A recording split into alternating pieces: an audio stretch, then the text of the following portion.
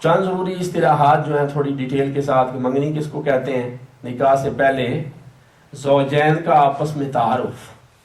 زوجین کا مطلب ہوتا ہے جو میاں بیوی آگے بننے جا رہے ہیں ان کا آپس میں تعارف ہو جائے، ان کی فیملیز کا آپس میں تعارف ہو جائے، ان کے خاندانوں کا. اور یہ منگنی دراصل دونوں خاندانوں میں ایک دوسرے کے لیے شناسائی کا، انڈرسٹینڈنگ کا، دونوں خاندانوں کو سمجھنے کا ایک ذریعہ ہوتی ہے. تاکہ پہلے تو جانتے نہیں ہیں، بہت زیادہ کیسز میں ایسا ہوتا ہے تو منگنی کریں، منگنی کے موقع پہ اکٹھے ہوں، لڑکے والے لڑکی والوں کے گھر جائیں، لڑکی والے لڑکے والوں کے گھر آئیں، ایک دوسرے کو بیٹھیں، دیکھیں ان کی نارمز، ان کی فیملی کہ جو اٹھنا بیٹھنا، بیک گراؤنڈ وغیرہ یہ چیزیں دیکھیں. تو منگنی میں صرف لڑکی کو نہیں دیکھا جاتا، دراصل منگنی میں لڑکی کے پورے خاندان کو دیکھا جاتا ہے. منگنی میں صرف لڑکے کو نہیں دیکھا جاتا بلکہ لڑکے کے پورے خاندان کو دیکھا جاتا ہے، اور ان کے پوری زندگی، ان کے سورسز آف انکم کیا ہیں، کتنے بہن بھائی ہیں، فیملی کتنی بڑی ہے کتنی چھوٹی ہے، ان کے اخلاق کیا ہیں، آداب کیا ہیں، ان کی صنعت و حرفت، ان کے پیشے کیا ہیں، یعنی ان کی جابز اور کاروبار کیا ہے، پیشے کے حساب سے کیا ہے. ٹھیک ہے، ذمہ دار ہیں یا اس کے علاوہ کوئی بزنس مین ہیں، کس قسم کا بزنس کرتے ہیں وغیرہ. اس طرح کی ساری چیزیں یہ منگنی میں دیکھی جاتی ہیں. تو اس مقصد کے لیے منگنی کی جاتی. تو یہ میں نے آپ کے سامنے منگنی کے تصور کو جب شریعت لیتی ہے تو وہ صرف لڑکی اور لڑکے کے دیکھنے کو نہیں لیتی بلکہ دونوں خاندان کے پوری کی پوری معلومات کو لیتی ہے شریعت. اس کو منگنی کہتے ہیں. نکاح کا مطلب ہوتا ہے میاں اور بیوی کے درمیان ایک اسپریچول کانٹریکٹ. یہ ایک روحانی معاہدہ ہے. جس طرح آپ کانٹریکٹ کرتے ہیں زندگی میں، کاروبار کرنے کے لیے مختلف معاہدے کرتے ہیں، اسی طرح یہ میاں اور بیوی کے درمیان ایک معاہدہ ہے، لیکن یہ دینی معاہدہ ہے، شرعی معاہدہ ہے، روحانی معاہدہ ہے. اور اس کا امپیکٹ جو ہے وہ میاں اور بیوی دونوں کی اسلامی زندگی پر، اخلاقی زندگی پر، روحانی زندگی پر پڑتا ہے.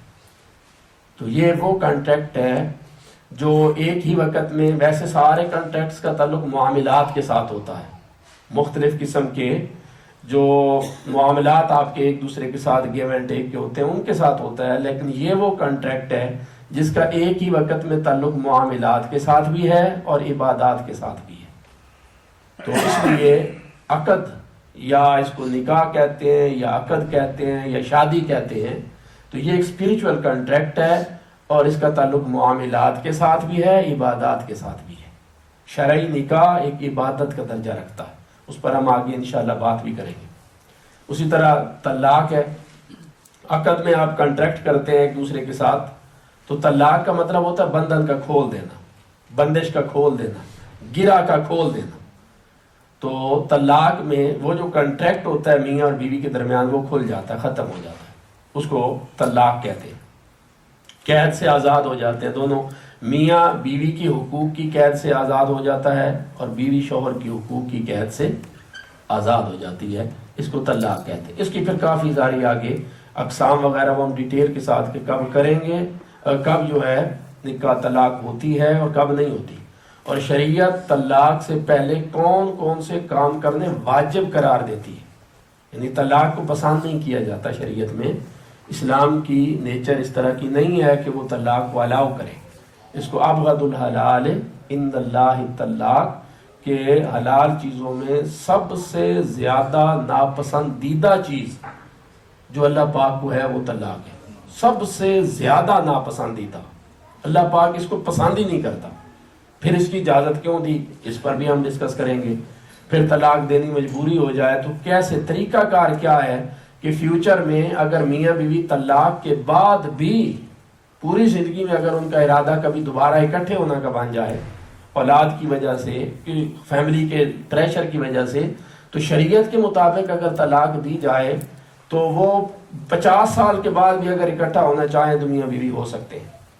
اور جب شریعت کے ریگولر اور اس کے اصولوں کو فالو نہیں کریں گے اور جوش میں آ کر شریعت کی مخالفت میں طلاق دے دیں گے تو طلاق تو وہ ہو جائے گی، لیکن اس کا نقصان یہ ہوگا کہ بعد میں اگر اولاد کی پریشانی کی وجہ سے یا خاندان کے پریشر کی وجہ سے دوبارہ اکٹھا ہونا چاہیں گے تو ہو نہیں سکیں گے. اس لیے شریعت کیا کہتی ہے طلاق کے بارے میں ہم اس کو بھی ڈسکس کریں گے انشاءاللہ۔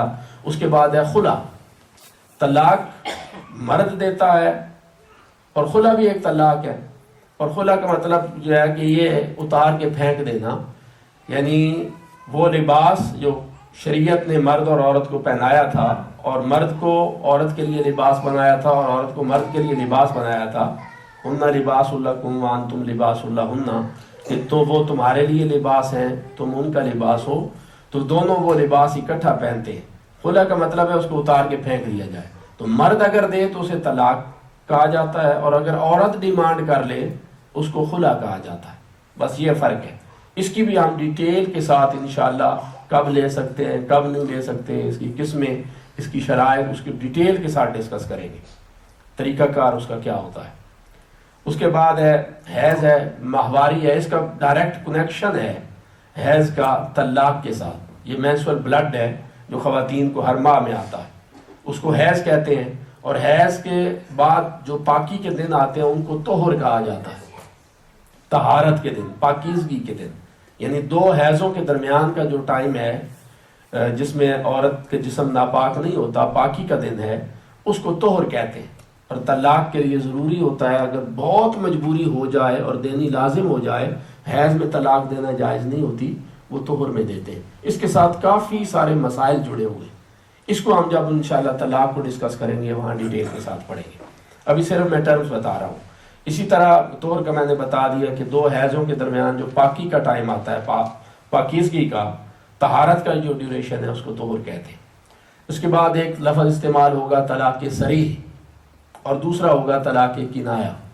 طلاق صریح کا مطلب یہ ہے کہ ایسے الفاظ کے ساتھ طلاق دینا جو طلاق دینے کے لیے استعمال ہوتے ہیں، بہت کیٹاگوریکل ہیں اپنے میننگز کے اندر، وہ الفاظ جو طلاق دینے کے لیے استعمال کیے جاتے ہیں اور ان سے طلاق کے علاوہ کوئی اور میننگز نہیں نکالے جا سکتے، ان الفاظ کے ساتھ اگر طلاق دی جائے تو اس کو طلاق صریح کہتے ہیں، یعنی اس کے اندر کسی اور معنی کا کوئی احتمال نہیں پایا جاتا، سیکنڈ میننگز ہوتے ہی نہیں ہیں کسی لفظ کے۔ لفظ جیسے لفظ طلاق ہے، اگر کوئی شخص اپنی بیوی کہتا ہے میں تجھے طلاق دیتا ہوں، تو اب اس کے کوئی اور میننگز ہیں ہی نہیں اس لفظ کے سوائے طلاق کی۔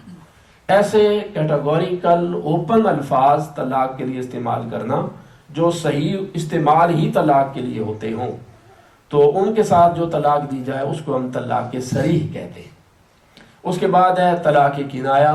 طلاق کنایہ کا مطلب یہ ہے کہ ایسے الفاظ کے ساتھ طلاق دینا جو طلاق کے لیے استعمال نہیں ہوتے، نارملی طلاق کے لیے نہیں ہے، لیکن کوئی نہ کوئی بیک گراؤنڈ ایسی پائی جا رہی ہوتی ہے اس کی بیک میں، اس پوری بیک گراؤنڈ کو، پس منظر کو سامنے رکھ کے ایسے الفاظ کا معنی ہم متعین کر دیں۔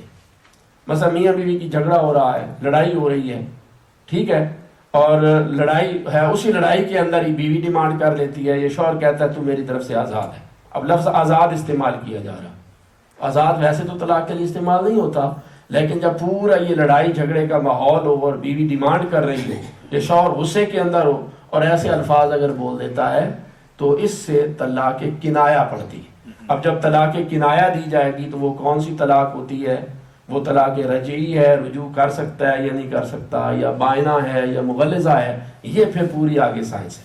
کون سا لفظ طلاق دیتے ہوئے استعمال ہوگا تو اسے طلاق ہو جائے گی، فوری علیحدہ ہو جائیں گے، حرام ہو جائیں گے۔ کون سے لفظ استعمال کیا جائے تو اسے طلاق ہوتی ہے مگر وہ طلاق جو ہے اس میں رجوع ہو سکتا ہے، تو اس کو بھی ہم انشاءاللہ آگے سٹڈی کریں گے۔ یہ چند الفاظ ہیں، مثلا آپ کے جیسے کسی نے لڑائی جھگڑا ہو رہا، کہا تو جدا ہو چکی، یا تو حرام ہے، یا تیری رسی تیرے کندھے پر، یہ سارے فقہ کے میں نے اردو میں ترجمہ کیا ہے۔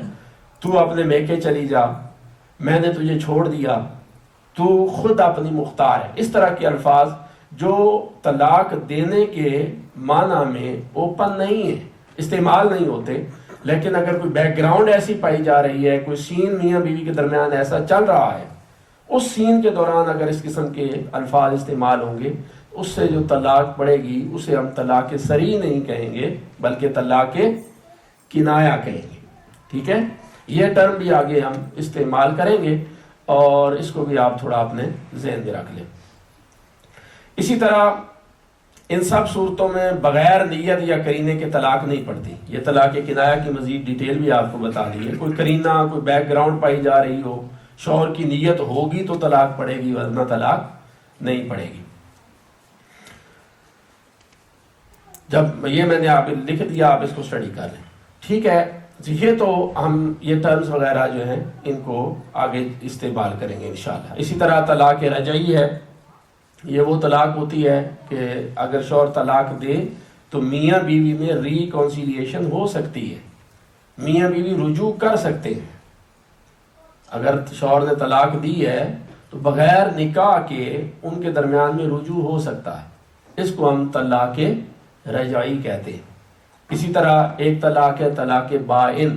بائن کا معنی ہوتا ہے جدا ہو جانا.